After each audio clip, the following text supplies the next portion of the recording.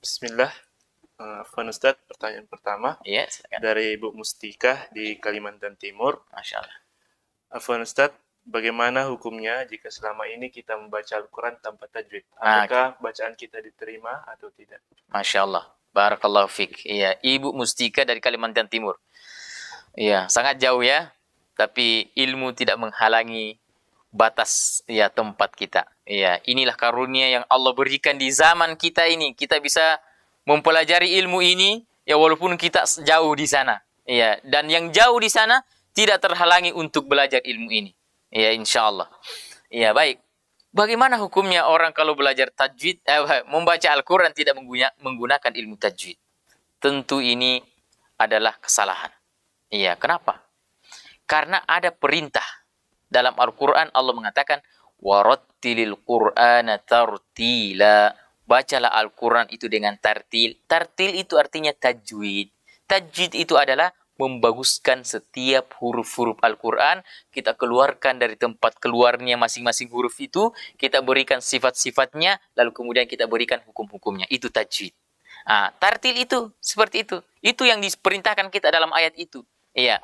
Para ulama mengatakan al-amru yaqtadhi lil wujub.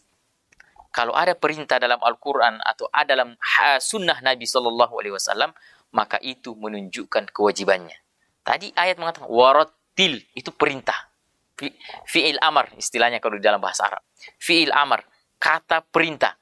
Kalau ada perintah kata para ulama, maka itu menunjukkan kewajiban. Apa saja Allah perintahkan Al-Quran, maka itu artinya wajib untuk kita laksanakan. Dan Allah sudah perintahkan. Warattilil Qur'ana tartila, bacalah Al-Quran itu dengan tartil atau tajwid. Maka harus dan mesti ya ketika kita membaca Al-Quran itu menggunakan ilmu tajwid. Ya.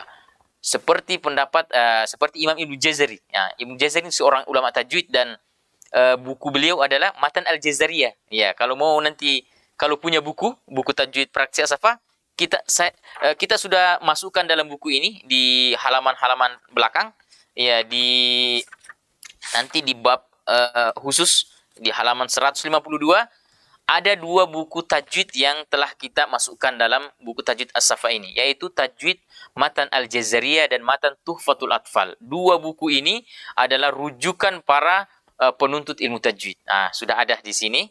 Ya, dan dua buku ini ini sangat tipis ya.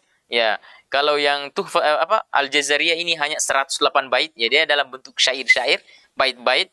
Tapi kalau Tuhfatul Atfal hanya 61 bait. Iya. Namun ya disinilah semua rujukan tajwid itu kita pelajari. Iya. Ini karyanya ulama yang sangat berjasa dalam ilmu tajwid. Ya, nanti kata beliau ya. Kata beliau Imam Ibnu Jazari. Ya, nanti kalau masih di muqaddimahnya itu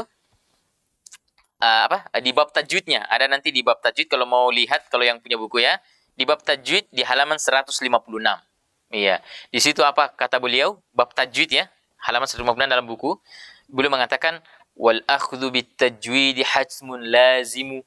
Iya. Wal akhdhu bit tajwid hatmun lazimu, menggunakan, memakai ilmu tajwid ketika kita baca Al-Quran itu hatmun. Hatmun itu artinya wajib. Lazimu itu di atasnya wajib. Ya. Jadi kita artikan bahwa kalau baca Al-Quran itu harus pakai tajwid. Nah itu. Malam yujawwidil Qur'ana athimu, kata Imam Jazari ya.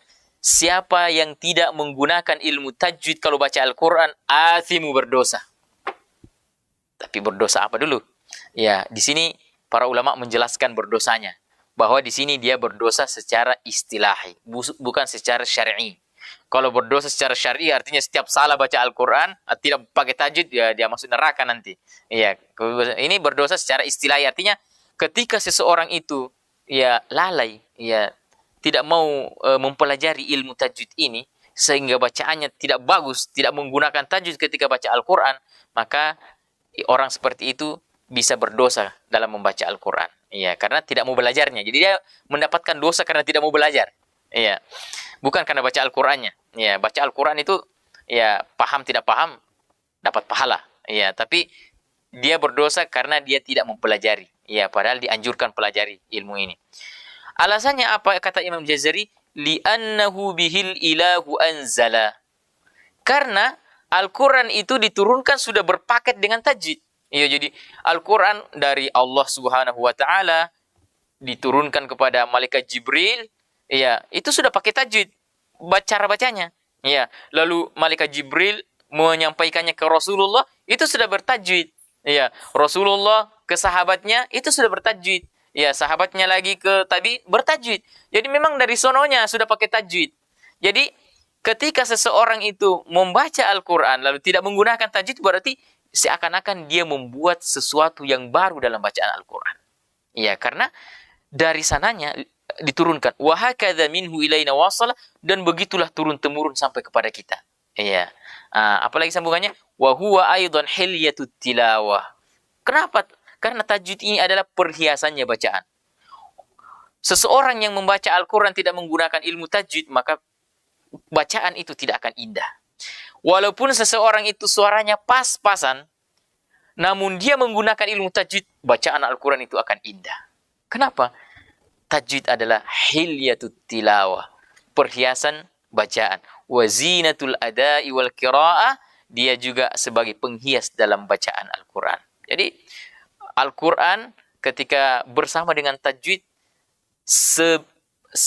standar bagaimanapun suara seseorang, maka Al-Quran itu akan indah terdengar. Dan walaupun merduh suara seseorang itu, ya merduh suaranya, ya sangat indah suaranya, namun membaca Al-Quran tidak pakai tajwid, maka bacaan Al-Quran itu tidak indah terdengar. Iya, tidak terdengar. Ya, dan bahkan kalau orang yang paham ilmu tajwid mendengarkan bacaan orang yang baca Al-Quran tidak menggunakan tajwid, itu gelisah. Iya, saya merasakan ketika seseorang membaca Al-Quran lalu tidak berdengung saja, iya, padahal harus berdengung, itu rasanya ya ingin mengajari dia bahwa kalau di situ ya harus didengungkan. Ada rasa gelisah di hati saya, ya, ketika ada kesalahan dalam membaca Al-Quran. Ya, dan itulah salah satu yang membuat motivasi, ya, memotivasi kami untuk ya istilahnya ingin selalu berbagi ya dalam mempelajari Al-Quran ini. Ya, karena ya insya Allah ini akan menjadi amal jariah kita nanti.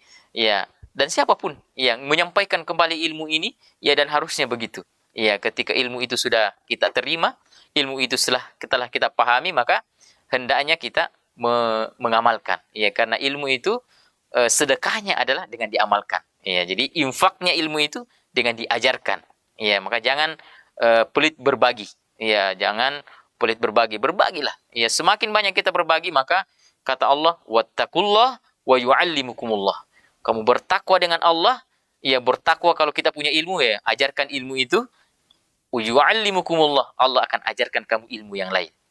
Hari ini kamu belum paham, insya Allah kalau kamu ajarkan apa yang hari ini kamu dapatkan, maka insya Allah apa yang kamu tidak pahami hari ini, besok insya Allah kamu akan paham. Itulah kelebihan orang mengajarkan ilmu. Ya, maka ketika kita ingin memahami suatu ilmu ini, maka cobalah berbagi ilmu ini. Ya, ajarkan. Ya, ajarkan apa yang sudah ditahu. Ya, jangan dulu mengajarkan apa yang belum ditahu. Ya, karena harus ilmu itu selalu perkataan dan perbuatan kita itu harus selalu didasari dengan ilmu. Ya, makanya ya selalu juga saya mengajarkan ilmu ini dengan mengajarkan teori-teorinya dulu. Ya, inilah ilmunya. Lalu kemudian setelah itu kita praktek. Nah, dalam praktek terkadang saya bertanya, kenapa dibaca seperti itu? Ya, teorinya begini, ilmunya seperti ini. Ya, jadi kita membaca Al-Quran tidak menggunakan perasaan.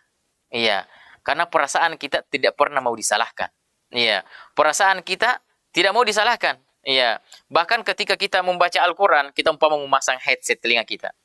Kita putar umpama Syekh Masyari Rashid. Perasaan kita mengatakan, suara saya mirip dengan Syekh. Tapi coba direkam, saya yakin tidak sama. Nah, itu. Jadi perasaan ini tidak bisa. Belajar Al-Quran, makanya salah satu sunnah belajar Al-Quran adalah bertalaki. Bertalaki itu artinya bertemu dengan guru. Kita bacakan suara, kita perdengarkan suara kita depan guru. Ya, maka guru nanti akan mengatakan, kalau salah, ya dia akan benarkan. Kalau kurang panjang, panjangkan. Kalau kepanjangan, pendekkan. Seperti itu.